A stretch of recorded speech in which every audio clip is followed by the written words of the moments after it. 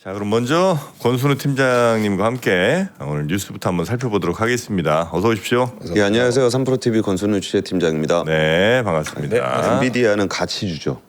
가치주입니까? 네, 전년 대비해서 실적이 100%가 올랐는데 네. 그냥 뭐 100% 올랐는데 그렇게 뭔가 시장이 환호하고 이러진 않는 모양이군요. 그러니까 이제 그 실적 대비해서 밸류에이션으로 계산을 해보면은 네. 미래 가치를 반영했다라고 보기엔 좀 어렵죠. 네. 굉장히 저렴한 주식입니다. 엔비디아.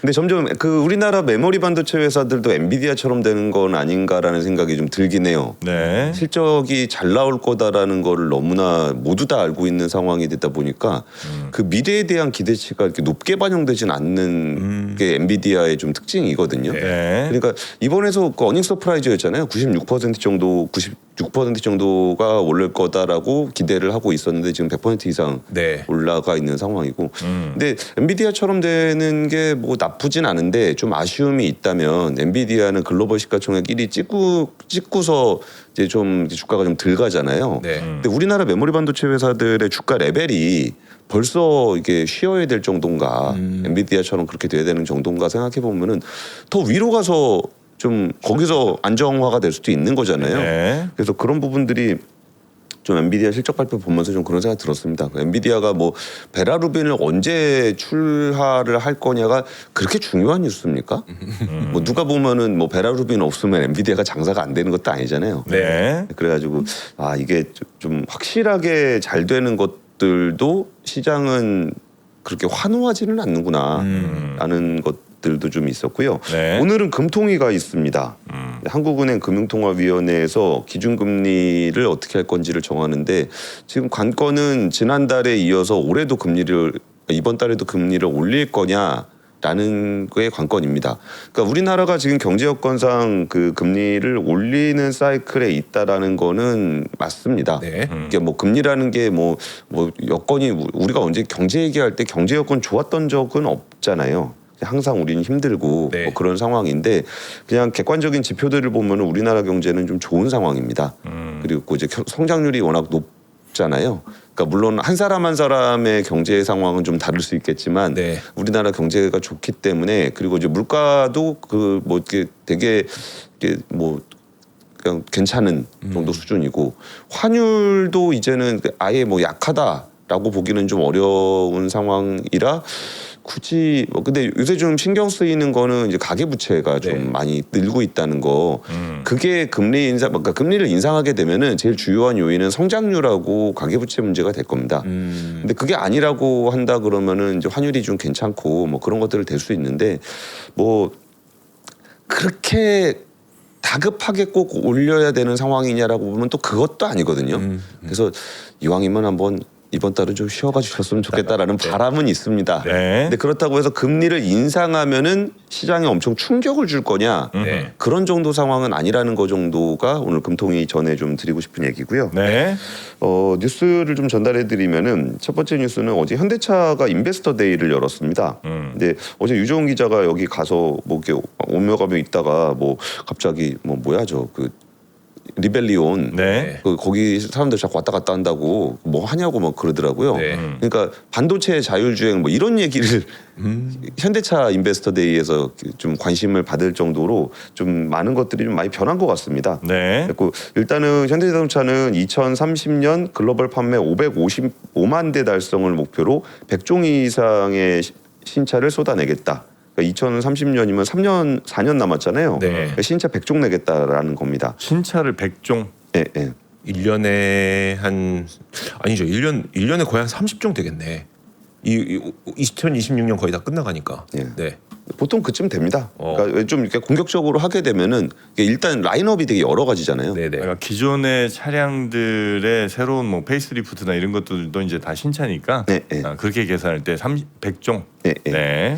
그리고 오히려 뭐 사실 여기서 현대차가 뭐 몇만 대 팔 거냐, 뭐 몇 종 낼 거냐 이거는 좀 관심이 좀 덜하긴 하잖아요. 네. 근데 일단 엔비디아하고 협력하고 있는 그 SDV 양산 레벨 2 플러스 그러니까 그러니까 2 플러스라고 그러면 사실은 레벨 3인데 규제상 레벨 2로 보는 네. 뭐 그런 정도 수준의 차를 2028년까지 내놓겠다라는 이야기를 좀 했고요. 그리고 2029년에는 5만 장 이상의 GPU를 담은 새만금 AI 데이터 센터를 가동할 예정이다. 네. 그러니까 이게 데이터를 이제 수집을 하면은 2플러스에다가 이제 거기 데이터 수집을 하게 되면은 얘를 자율주행을 학습할 수 있는 그 AI 데이터 센터가 필요합니다. 네. 그래가지고 거기에 이제 새만금에 하겠다라는 거고, 저는 여기서 좀 인상적이었던 표현이 박민우 현대차 기아 AVP 본부장, 이분이 엔비디아 출신입니다. 근데 이분이 뭐라 그랬냐면 2033년 전후에 누적 데이터 규모에서 경쟁사를 앞설 것이다 라고 이야기를 했거든요.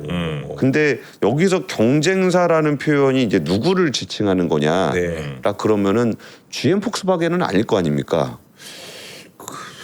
네. 그러면은 테슬라를 지칭할 가능성이, 테슬라를 지칭하는 거죠. 근데 2033년 전후에 누적 데이터 규모에서 경쟁사를 앞선다는 얘기는 일단은 현대차는 차를 훨씬 많이 팝니다. 네. 그러니까 테슬라보다 훨씬 많이 팔기 때문에 얘네들이 지금에 있는 현대차는 돌아다니면서 얻는 데이터들이 있긴 있습니다만 자율주행을 하기에 적합한 데이터들은 아니거든요. 네. 그리고 엔비디아가 지금 제공하고 있는 그 데이터들도 양이 적어요.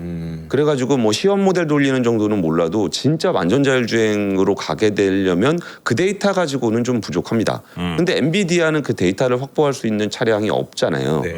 그런데 여기서 연간 목 판매 규모 700만 대 이상인 현대차 그룹의 양산차가 수집한 데이터를 AI 학습에 활용해. 이런 표현들이 네. 있어요.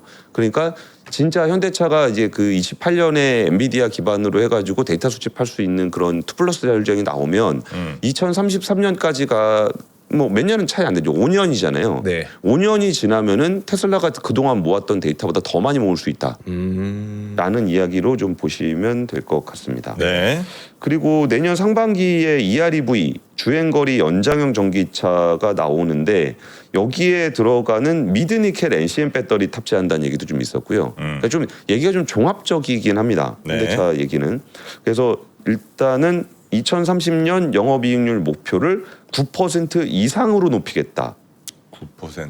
예, 굉장히 높은 겁니다. 네. 완성차 기준으로 보면은. 그러니까 이게 어떤 특성을 좀 보시면 좋으냐면 지난번이 12%뭐 이랬었나요? 잘 나올 때 그렇게 잘 나올 나옵니다. 때. 예. 네. 근데 그 좀 안 나올 때는 5% 이렇게도 나오고. 그렇죠. 근데 미니멈 9%는 가겠다. 예, 예. 네. 그러니까 여기서 되게 중요한 포인트가 뭐냐면은 그 현대차는 사실 차를 잘 만들어서 팔고 있습니다. 네. 그러니까 별로 우리가 차 파는 거에 관심이 없어서 그렇고 내수 시장에서는 이제 중국한테 좀 따라잡히니까 중국 모델들이 자꾸 눈에 거슬리는 게 있긴 하지만 미국의 수출이 많이 줄었습니다. 하지만 미국의 수출을 많이 안 하고 있어서 그런 측면이 있습니다. 관세 문제가 있고 현지 생산 많이 하고 있거든요. 그래가지고 근데 그럼에도 불구하고 이제 하이브리드 라인업 다 가지고 있고 전기차 라인업 갖고 있고 뭐 또 이 얘기도 있었는데 그 전기차 아이오닉 5가 올해부터 웨이모 들어간다 그랬나요? 웨이모에 들어간다는 얘기 있었죠. 네, 네. 네. 그 어제 발표가 나왔습니다. 어제도 얘기가 있었어요. 네, 어제 그러니까 공식적으로 얘기한 거죠. 이제 그 자율주행차 웨이모에다가 공급한다. 네. 그게 들어갔었고 그리고 뭐야 저 갑자기 이름이 생각이 안 나네. 네. 그 현대차의 자체 모셔널 뭐, 네네. 모셔널 것도 내년에 나온다. 네. 그런 얘기가 좀 있었고요. 그리고 북미 50만 대, 인도 32만 대, 국내 20만 대 해가지고 2030년까지 127만 대 생산 능력을 확대하겠다. 네. 네. 그러니까 지금 공장 캐파를 늘리고 있는 자동차 회사는 거의 없습니다. 거의 대부분 줄이면 줄였지 늘리진 않는데 이게 현지 생산 쪽을 많이 늘리고 있다라는 것도 굉장히 큰 특징이고 여기서 생겨나는 캐시카우를 기반으로 해서 미래차 개발 쪽에다가 쓸 수 있는 네. 이런 구조를 가지고 있는 글로벌 자동차 회사가 거의 없습니다. 왜냐하면 본업이 지금 많이 약해져 있어가지고 자동차 쪽에서 돈을 못 벌고 있어요. 네. 뭐 폭스바겐이라든지 GM이라든지 이런 데들이 여기 하이브리드 모델 이런 것들을 잘 못하고 있거든요. 그래서 돈을 잘 못 벌고 거기는 전기차도 사실상 포기한 상태이기 때문에 이게 좀 괜찮은 라인업을 갖고 있는 거거든요. 네. 근데 물론 이게 자극적이지는 않습니다. 테슬라나 이렇게 자극적이지는 않은데 한국 자동차 산업이 이거 좀 괜찮게 하고 있다라는 거고 그리고 이제 뭐 그 얘기도 나왔습니다. 그러니까 아반떼 가격 너무 비싼 거 아니냐. 그러니까요. 그 얘기 했다면서요? 네. 네. 근데 그 부분들에 대해서 이제 어떻게 해석들을 하고 있냐면은 네. 현대차가 좀 수익성 위주로 좀 경영 방침이 바뀐 거 아니겠느냐라는 얘기가 나와요. 그러니까 저가 모델 그거 많이 팔아봐야 돈 안 되는 것을 그냥 매출을 늘리기 위해서 어거지로 하지 말고 진짜 좀 수익성을 낼 수 있는 그런 식의 상품성을 개선하고 뭐 이런 식의 얘기였는데 네. 뭐 그 얘기를 어저께 이제 모니스 사장은 비용은 우리가 관리할 수 있지만 가격은 시장이 결정하는 거다. 네. 그러니까 아반떼에 새로운 기능들이 많이 들어간 원가가 많이 들어간 것 때문에 가격을 책정을 한 건데 가격은 가격은 시장이 결정한다는 얘기는 안 팔리면 좀 내리겠다. 네. 이런 의미로 해석하시면 될 것 같습니다. 네. 그리고 2028년에 HMGMA 그 미국에 있는 조지아주에 법인 있는, 네. 여기에 그 2028년에 아틀라스 배치한다. 휴머노이드 로봇. 네. 그거 얘기 나왔고요. 그리고 주주 환원율 35% 이상 배당금 10,000원 유지하고 자사주 보유하고 있는 거 전량 소각하겠다. 8천억 원 규모입니다. 네. 뭐 이런 얘기들이 어제 있었습니다. 8천억 원이 조금 만족스럽지 않다는 반응들이 시장에 있는 거죠. 그렇죠. 아무래도 그 전에 다른 뭐 삼성전자나 하이닉스의 40조와 110조를 보다 보니까 네. 아 진짜 반도체가 네. 사람 다 망쳐놨어요. 사실 8천억도 예전에 생각하면 진짜 어마어마한 금액인데 네. 근데 약간 요거는 이제 아쉬움 내지는 뭐 투자자의 입장에서 보면 어차피 8천억 정도 생각을 한다면 2천억 정도만 더 써서 조 단위로 조 단위로 하면 조 단위 이게 뭐 뉴스하기도 좋잖아요. 조 단위 뭐 자사주 매각, 네. 자사주 소각 뭐 이렇게 나오면 훨씬 더 조금 느낌이 좀 다르지 않았을까. 느낌 다르죠. 그렇죠. 예, 조금 그 부분이 좀 이제 주주분들의 어떤 마음을 헤아리는 데에서는 조금 더 노력했으면 어떨까 하는 생각이 네. 예, 들기는 한다. 현대차는 주주 환원을 이전부터 많이 하던 회사예요. 그렇죠. 그러니까 네. 반도체 회사들은 사실 그 전에 배당금이 되게 작았잖아요. 네. 그 자사주 소각도 거의 없었고. 네. 근데 그러니까 원래 있던 계획대로 가고 있는 겁니다. 그리고 이제 원래 가지고 있었던 자사주도 소각 계획이 좀 원래 있었는데 네. 이게 법 바뀌면서 좀 더 강화가 되니까 전량 소각하는 거 정도를 발표를 한 거고요. 네. 그리고 거기 10,000원도 사실 예전에 주가 20만 원대는 꽤 괜찮았거든요. 맞아요. 지금은 좀 너무 좀 이렇게 약하던데? 주가가 오르니까 성에 안 차는 거죠. 네, 네, 배당 네. 수익률이 좀 얼마 안 나온다고 생각이 드니까 뭐 그런 부분들도 좀 영향이 좀 있는 것 같습니다. 네. 자, 현대차 인베스터 데이 관련된 뉴스 첫 번째로 전해드렸고요. 두 번째 뉴스 어떤 뉴스입니까? 두 번째 뉴스는 네. 죄송합니다. 제가 오늘 조금 당황하고 있는 게 제가 AI를 돌려놓은 게 있었는데 네. 이게 오늘 뭔가 좀 문제가 있는지 결과물을 안 뱉어내고 있습니다. 예. 문제. 두 번째 뉴스는 오픈 AI가 할라피뇨라는 칩을 내놨는데 거기에 대해서 성능 측정 결과를 공개했다라는 보도가 있었습니다. 그러니까 이게 오픈 AI가 뭐 반도체를 만들 때 이렇게 뭐 직접 자기들이 다 설계하고 막 이렇게 만드는 건 아니고요. 그 브로드컴이랑 같이 만듭니다. 네. 근데 브로드컴이라는 회사는 이것도 약간 그 팹리스의 팹리스라는 표현이 있거든요. 그러니까 이제 자기가 반도체를 만드는 설계를 하는 회사를 팹리스라고 그러잖아요. 네. 근데 그 팹리스의 설계를 해주는 데가 또 브로드컴입니다. 그러니까 사실 우리도 이제 정프로님도 뭐 출연료 받으신 거 조금 모아가지고 네. 브로드컴 가서 정프로 칩 하나 만들어 달라. 그러면은 난 이런 기능을 원한다. 그럼 브로드컴에서 그런 거 만들어 줍니다. 물론 비싸요. 네. 근데 그렇게 해서 만드는 건데 그게 이제 오픈 AI가 원했던 칩 이름이 할라피뇨고 이 칩이 나왔다는 얘기는 이전에도 보도가 됐었는데 이번에는 벤치마크 성능 테스트 결과를 보도를 한 거예요. 네. 근데 거기서 그 성능 비교를 해봤더니 베라루빈 정도 성능이 나온다. 베라루빈 이상의 성능이 나온다. 뭐 이런 얘기들을 했었고요. 그 AI가 전력당 최대 처리량은 블랙웰을 썼을 때보다 1.5에서 1.9배가 높았고 응답 지연 시간은 1.7에서 3.6배가 낮았고 인터랙티브 작업, 이게 반응성이 중요한 인터랙티브 작업은 거의 4배 높은 성능을 기록했다라고 오픈 AI가 밝혔습니다. 그러니까 세미 애널리스트의 벤치마크 모델을 쓴 건데 네. 요걸 기준으로 보기에는 블랙엘보다 훨씬 더 칩 성능이 좋다라는 거고 차세대 AI 가속기인 베라 루빈과는 거의 비슷한 동등한 성능 결과를 보였다라고 네. 좀 이야기를 하고 있습니다. 그리고 그 메가와트당 토큰 처리량 기준으로 보면, 그러니까 전력당 토큰 처리량 기준으로 보면은 루빈보다 높은 수치를 기록했고 총 비용 대비 성능에서는 할라피뇨하고 루빈이 대체로 비슷한 수준이라고 세미 애널리스트가 평가를 했다라는 네. 겁니다. 그래서 할라피뇨 칩 잘 나왔네. 그래서 오픈 AI는 올해 말부터 자사 데이터 센터에 제한적으로 일단 투입을 할 거고 네. 네. 2027년부터는 생산량을 점차 확대할 계획이다라는 보도였습니다. 그러니까 이게 지금 그리고 네네. 연결을 또 하는 게 중요하거든요. 지금 네. 이제 칩 하나 가지고서 내가 뭐 블랙엘보다 뭐 성능이 좋네 나쁘네, 뭐 할라피뇨보다 베라루빈보다 뭐 좋네 나쁘네 이런 얘기하는 거는 사실 그렇게 의미 있는 얘기는 아닙니다.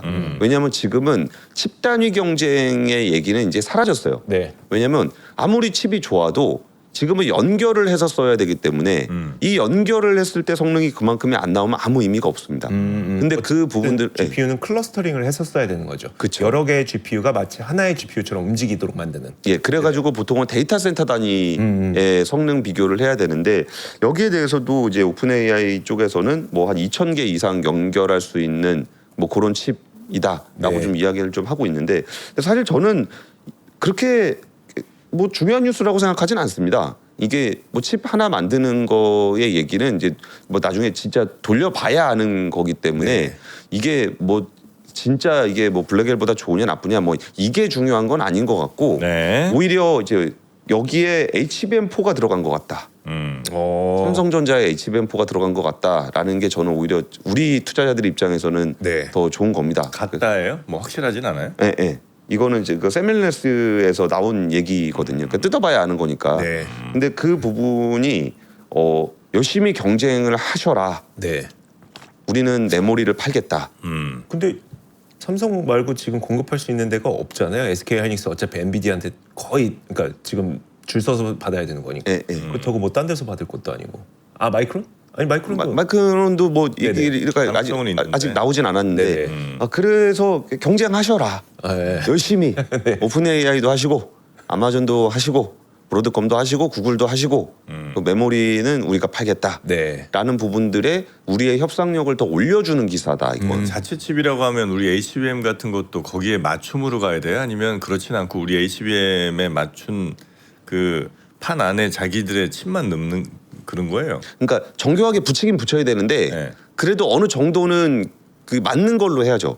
왜냐면은 이게 우리가 HBM4를 다 개발해놨는데 자기가 와서 뭐 이거 해라 저거 해라 할 입장은 아니지 않습니까? 설사 입장이라고 하더라도 네네. 시간이 오래 걸려요.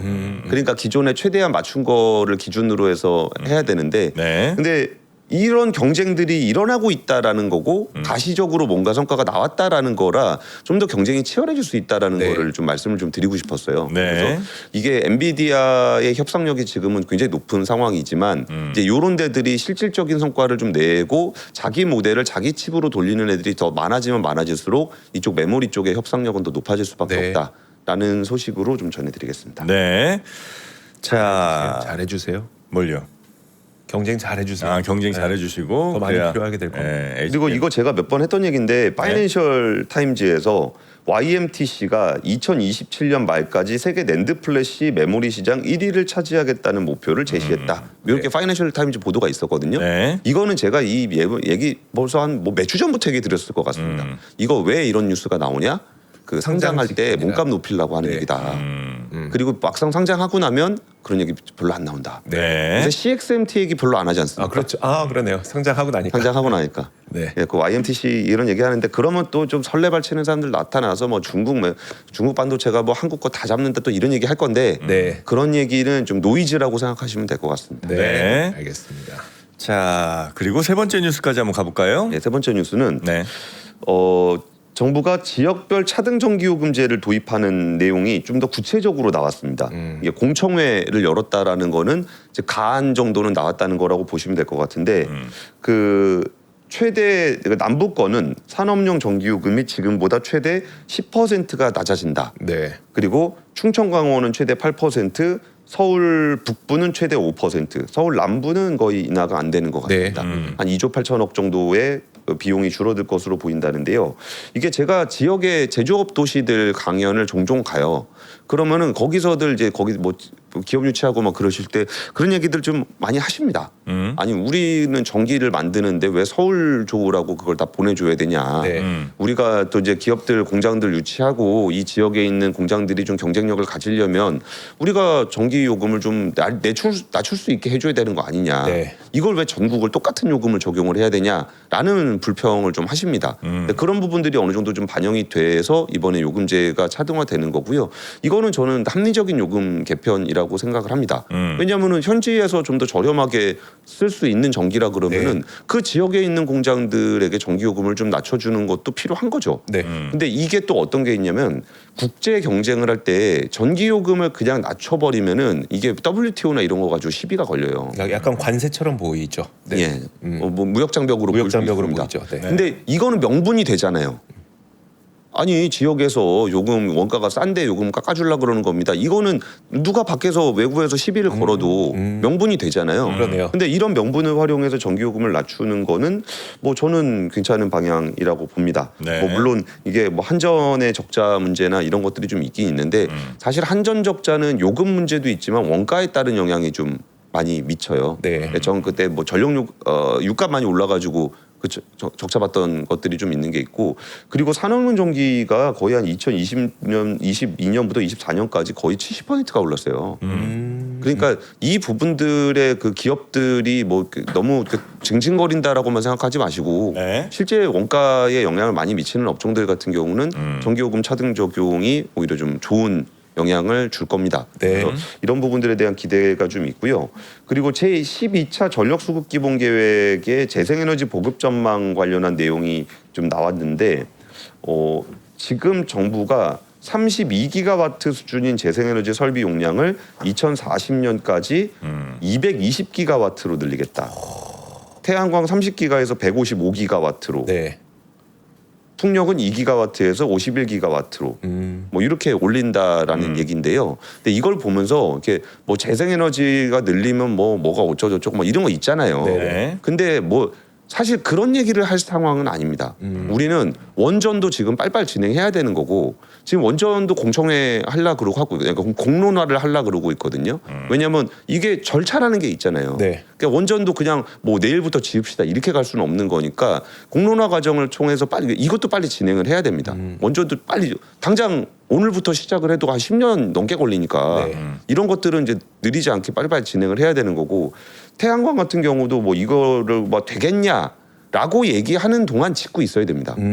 그래야 이게 규모의 경제가 어느 정도 좀 나와줘야 이게 단가가 떨어지거든요. 네. 그래서 재생에너지가 30기가에서 155기가로 늘리겠다라고 했을 때 여기에 제일 나쁜 건 뭐냐면 이 계획이 될 거라고 믿는다면 그럼 기업들은 여기에 투자를 하고 생산을 할 수가 있습니다. 네. 네. 근데 또 이러다가 뭐 아닌 것 같은데 이래 버리면은 투자했던 거 다 말아먹거든요. 그렇죠. 네. 그러니까 못 믿으면 못 나가는 거예요. 네. 그러니까 이런 거 보면서 뭐 재생에너지는 안 좋은 거 아니야, 뭐 화석 뭐 원전은 안 좋은 거 아니야. 이러면은 우리나라 산업계가 그 진도를 못 나갑니다. 네네. 그러니까 뭔가 좀 이게 될 거다라는 신뢰가 있어야 거기에 투자가 이루어질 수 있는 거잖아요. 네. 그래서 그런 부분들에 대한 계획이 지금 나오고 있고 이런 부분들은 우리는 지금 이런 계획대로 다 지어도 반도체 클러스터 AI 데이터 센터에 맞추기가 쉽지 않다. 네. 뭐 그러니까 이런 부분들에 대해서는 좀 그 투자자 입장에서도 한번 잘 보십시오. 이제 재생에너지도 분명히 재생에너지가 약간 테마주처럼 돼 있잖아요. 네네. 그러니까 뭐 발표하면 올랐다가 뭐 아니면 떨어졌다가 근데 그게 아니라 실질적으로 보여줄 수 있는 숫자들을 우리가 좀 볼 수 있도록 네. 이 산업의 안정화를 위한 정책의 일관성이 되게 중요하다. 그리고 얼마 전에 제가 한화분을 만났는데 네. 이제 미국 공장 숫자 찍힐 거라 그러더라고요. 저도 하나 취재원하고 얘기했었는데 네. 거의 풀로 돌아가고 있다고 하죠. 네. 미국 공장. 네. 그리고 차이나 프라이스, 그러니까 중국 공장 가격하고 미국 공장 가격이 이제 패널 가격이 이제 다르게 형성이 되는 거죠. 네네. 예전에는 다 여기 미국에 공장이 없으니까 우회로 들어오는 패널들이 시장을 다 교란을 시켜놨었거든요. 네. 근데 그 트럼프 대통령이 이제 막 두더지 잡듯이 계속 잡았어요. 그리고 이제 그 하나 공장이 조금 지연이 되고 있었습니다. 맞아요. 이 생산이. 근데 이제 그런 지연 다 해결됐고 미국에서 실질적인 생산을 하고 있다. 그래가지고 이제 좀 투자자들도 네. 그동안 너무 기대만 했잖아요. 그러니까 실제로 숫자가 찍히는 모습들이 나오고 이게 미국의 태양광 패널 사업이 이렇게 이익을 나누구나라는 것들을 기반으로 해서 펀더멘탈을 기반으로 밸류에이션을 네. 할 수 있으면 훨씬 더 좀 주가적인 측면에서도 탄탄하게 갈 수 있지 않을까라고 기대를 해보고 있습니다. 네. 자, 권 팀장님 오늘도 고생 많으셨고 또 우리 기업에 좋은 소식들이 은근히 오늘 좀 많았던 것 같네요. 네. 많은 것 같습니다. 그래서 오늘은 일희일비 가운데 희로 가도 됩니까? 근데 아까 어제 제가 뉴스 네. 말씀드릴 때 저 얘기했었잖아요. 별일 없으면 간다. 왜냐하면 네. 우리나라 기업들의 펀더멘탈은 다 좋아요. 네, 네. 근데 다른 이유로 이렇게 눌려 있는 것들이 있거든요. 네. 그러니까 뭐 예를 들어서 뭐 장기채 금리가 너무 높다라든지 아니면은 반도체 쪽에 레버리지가 너무 높았다라든지 뭐 이런 것들 때문에 안 좋은 거지. 뭐 뉴스 따져보면 뭐 LS, 뭐 HVDC를 뭐 GE버노바하고 만든다고? 그러니까요. 예. 그러니까 GE버노바가 옛날에 언감생심 뭐 명함도 엄청 못 드리면 명함도 못 들이밀던 회사가 네. 와서 같이 만드실래요? 뭐 이런 거 하고 있잖아요. 네. 심지어 옛날에는 그냥 고객사가 저 이런 변압기 좀 만들어 주세요 하면 우리 만들어 놓은 거 가져가요. 이런 식이었어요. GE버노바를. 예. 우리가 만들었는데 왜 니네가 나한테 주문을 하니? 뭐 이런 식이었었어요. 근데 이제는 달라졌습니다. 네, 우리가 선도하고 있다. 네. 이렇게 알겠습니다. 권 팀장님 고생 많으셨고 그리고 뭐 배터리 네. ESS 3기는 뭐 1기가와트 이상으로 공고를 하려고 그런다. 네. 이거는 완전 내수 배터리잖아요. 그러니까 무조건 3사가 따가는 겁니까? 누가 따갈지는 몰라도 3사가 따가는 건데 그 전에 500메가 하다가 지금 1기가로 늘리겠다. 이것도 뭐 거의 정해진 네. 구조잖아요. 네. 그러니까 이런 뉴스들 계속 있습니다. 예. 알겠습니다. 내일 뵙겠습니다. 고맙습니다. 고맙습니다. 스테이크 먹는다고 저 빨리 보내시는군요. 감사합니다. 네, 고맙습니다. 자, 스테이크는 최현석 셰프죠. 네, 최현석 셰프의 또 마법 비법이 들어있는 네. 스테이크. 오늘은 양이 많지 않은지 굉장히 조금 주셨네요, 그죠? 그게 좋은 건가 봐요. 아니 그러니까 좋은 거니까 좀 적게 주셨겠죠? 어쨌든 부채살 찹스테이크입니다. 부채살도 특수 부위죠? 아닌가요? 부채살, 예. 부채살 특수 부위 맞아요? 생긴 게 약간 그 부채 네네. 딱 벌어진다고 그래서 부채살이죠. 네, 이런 특수 부위를 우리가 집에서 아주 편안하게 먹을 수 있는 찹스테이크가 나왔습니다. 네. 찹스테이크라고 하면 이제 굳이 우리가 칼질하지 않아도 네. 다 이렇게 잘라줘서 편하게 그냥 먹기만 하면 그런 되는 거죠. 네. 네. 자, 저희가 지금 4팩을 드리는, 그러니까 3팩 플러스 1팩을 더 드리는 이벤트를 좀 하고 있고요. 레스토랑의 퀄리티 그대로 집에서 즐기실 수 있는 육즙 가득한 그런 찹스테이크가 되겠습니다. 시즈닝의 향이 참 좋네요. 딱 이 한 입에 딱 들어가자마자의 네. 시즈닝 향이 굉장히 좋네요. 이것도 뭔가 비법이 있겠죠? 그러니까 이제 어떤 시즈닝은 네. 그 육향을 가리려고만 감추려고만 하는데 그건 이제 육향과 함께 잘 어우러지는 그런 시즈닝입니다. 네, 그렇게 보면 되겠습니다. 자, 요거 총 4팩이 가고요. 그래서 가격이 39,000원. 39,000원. 네, 한 팩당 10,000원이 채 안 되는 가격. 네. 네, 이렇게 드시면 되겠고 집에서 아이들과 함께 같이 그냥 싹 뭐 팬 같은 데다가 네. 약간 뭐 버터 살짝 넣고 이제 굽기만 하면 되는. 네. 네, 이거는 찹스테이크는 오랫동안 뭐 무슨 레스팅이나 이런 거 할 필요가 없잖아요. 네, 바로바로 익어버리니까. 네. 네, 그렇게 살짝 익혀서 드시면 되겠습니다. 자, 하여튼 요 최현석 셰프의 비법이 들어있는 최현석 스테이크 4팩에 한 팩이 총 180g입니다. 네. 한 팩당 뭐 넉넉한 1인분 정도 된다고 보시면 되겠고요. 네, 총 4인분 정도 되겠네요. 만약 이거 집에 이거 구울 만한 마땅한 조리 기구가 좀 마땅치 않으면 그냥 후라이팬에도 굽는 것보다 프라이팬 없는지 그건 없는데 아닌데 아니, 좀 더 잘 굽고 싶을 때. 잘 굽고 싶을 때 네, 그럴 땐 또 우리가 준비한 게 있죠. 이제는 에어프라이어뿐만이 아니라 네.